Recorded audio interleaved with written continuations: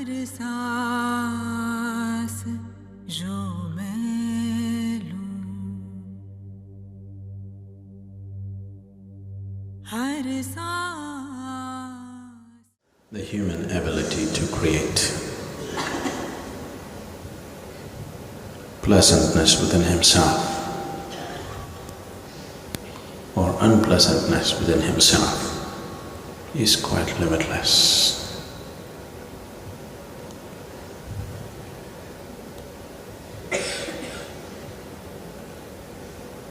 If it was a conscious choice, I believe nobody would choose unpleasantness. Unfortunately, too many human beings, for too much of their lifetime, they dwell on unpleasantness.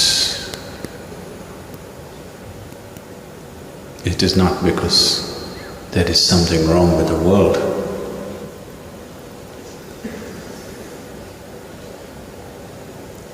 It is just that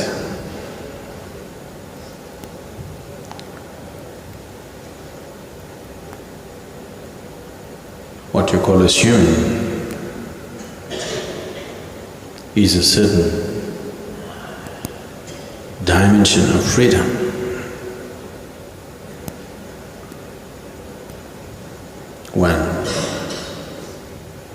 When we said the only goal in life is mukti, our ultimate liberation, this is not a made-up idea. This is not an idea concocted by someone who felt very bound. This is not an idea of an entangled being. This has not come from deep states of entanglement. This has come simply by looking at the nature of the fundamental of how a human being is built.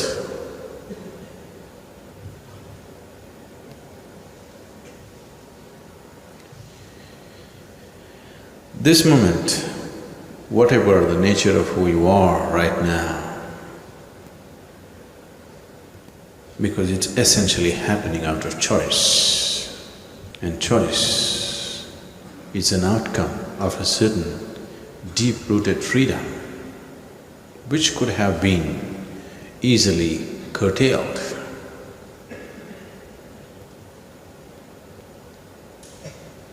No other creature on this planet can choose either to be joyful or miserable. Whatever you subject them to, whatever kind of treatment you subject them to, that is what they become. It is only this one creature who is capable of this, that he can choose to be either blissful or create many different states of agony within himself.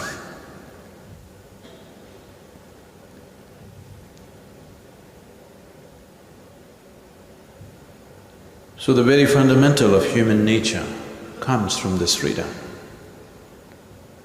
It is in exercising this freedom that you can allow your humanity to overflow. When we say being humane or being human, unfortunately, most people are referring to acts of kindness.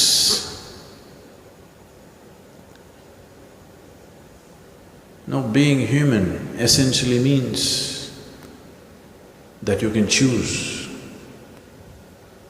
what is your experience right now in your life. And if choice was conscious, obviously it would be one of blissfulness.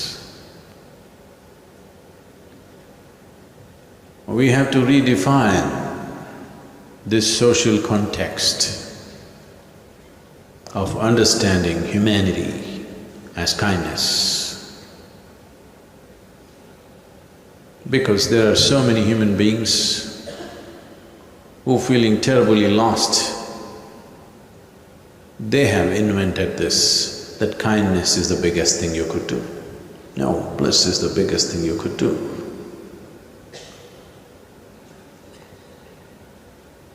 Because the essential building block of this being has been freedom, and the ultimate goal is freedom. We only said ultimate liberation, we never said ultimate God, because there is no such thing. The devotees on the planet, those who are lost in devotion, generally look like nutcases for others who thought they are smart. But you need to understand, a devotee is one who spends maximum amount of his time and life in blissful states. He is the one who is truly exercising this choice. It is just that he might have become socially incompatible because he did not take care of other things. But if he wishes, he can take care of other things too. Maybe he didn't care. This is a choice. This is a very intelligent choice that one has to make. Do you want to have everything or do you want to become everything? If you try to have everything, you will die as a frustrated old woman or man. There's no question about that. If you have any doubt, try one more lifetime. If you have a doubt, try it out. After all, what is the problem? There are many lifetimes. You believe in many lifetimes. So what is the problem? You can try and waste one more. Try to have everything and see. You will only die as a frustrated person at the end of your life. So this is an intelligent choice that Radhe makes. Instead of having everything, to become everything. This is a possibility. This is a blessed state. This is something every human being is capable of. It is actually, your longing is to become everything. Your mind has misinterpreted it as trying to have everything. Once you become a slave of the logical thought process, now it has misinterpreted this longing to become everything as having everything, as possessing everything. If one does not allow himself to be drenched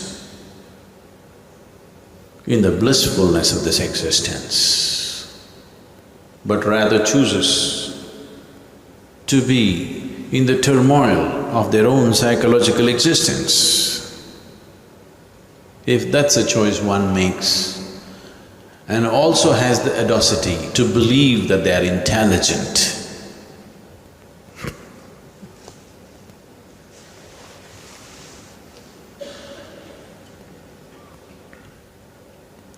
what is the point making an investment that doesn't pay?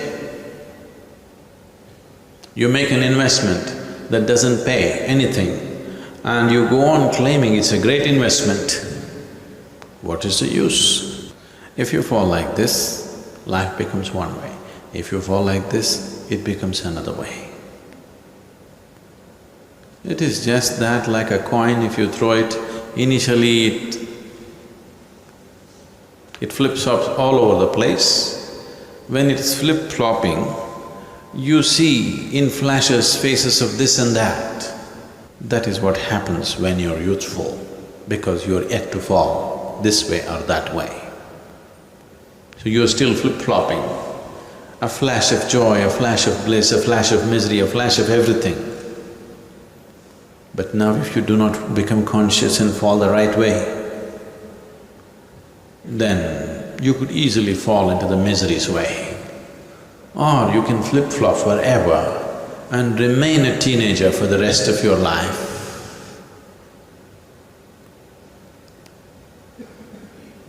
Remaining in teens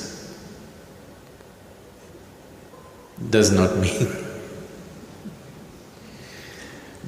mean that you're blessed with youthfulness for the rest of your life. It just means that you remain half-grown forever. To become a steady source of blissfulness for himself and everything around him. If he doesn't choose to become this, either he will fall into depression or he will continue to remain an immature life for always. And when death comes, still flip-flopping, confused that before life got started, it's over. If you've seen people dying, I would say 90% of the people die not in bliss, not even in misery, they just die bewildered. There's a look of bewilderedness on their face, because when the last moment comes, suddenly they realize they never lived. They flip-flopped all the time. Those who have sunk into deep depression for a lifetime, they will die in misery. It is one kind of established state. Those who are blissful, there is nothing to say about them. But the rest are just bewildered because they spend their whole lifetime in their head.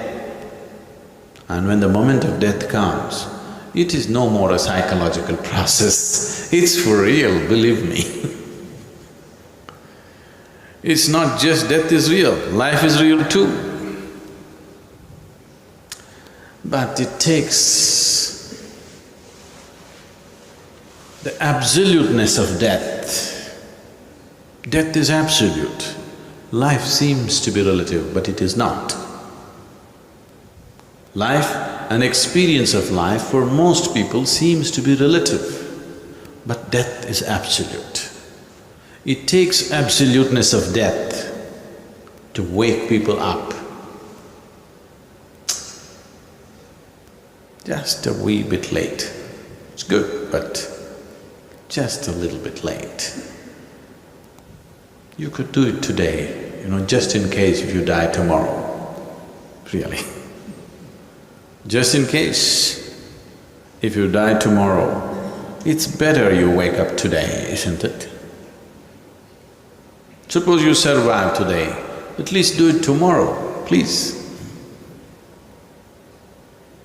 Because the essence of your existence is choice. If you do not exercise this choice, then you will never establish yourself as a human being.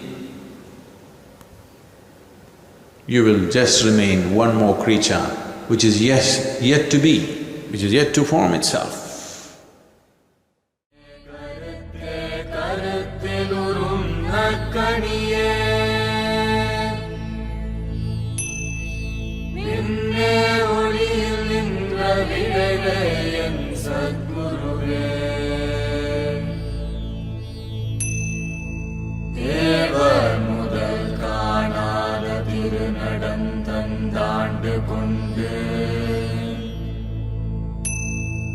Eva